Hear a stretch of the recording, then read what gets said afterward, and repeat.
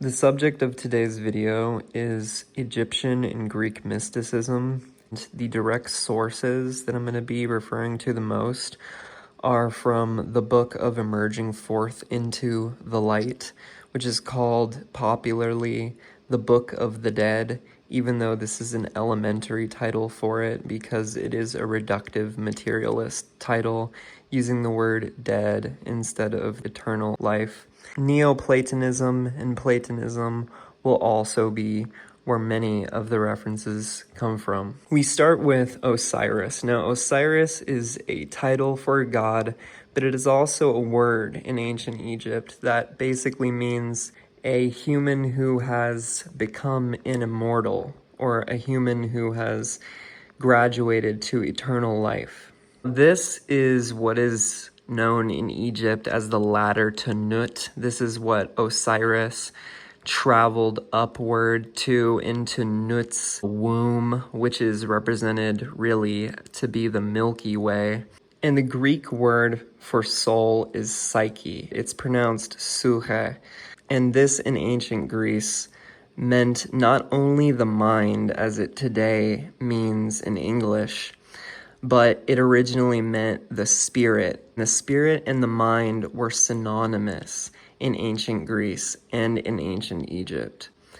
And they were located in the heart, so that when the person passed from this life, their psyche or their soul would leave the heart and enter into the higher dimension. Now, this ladder is important because it is a metaphor for how the psyche ascends upward toward the astral dimension. They're very clear in the book of Emerging Forth into the Light that the portal to the Duat, which was the Egyptian word for the heavens, was in the northern sky. They were specifically referring to Thuban, which was the original decided North Star, which is at the end of the constellation Draco's tail, the central star that represents the source or the one in Platonism. It represents the monad. This represents the source of all life. Now, when an individual's psyche ascends through this portal, one gains a new body by going through a new womb, is the metaphor that the Egyptians used. This reincarnation process known as metempsychosis, to be reborn on a higher realm. They called this metaphorical womb goddesses. And these goddess names were Nut and Taweret, which were interchangeable because they both served the same purpose of giving the human a new light body. Nut represents the Milky Way, and the Milky Way happens to be the great trail of stars in the sky where the Orion constellation is always fixed on. And Orion represents Osiris, so now you're seeing the metaphorical astral connection of how this story works through the stars, which is that Orion is literally going up through the trail of stars that is the Milky Way. It's always there, and it cycles around, but always remains in front of it.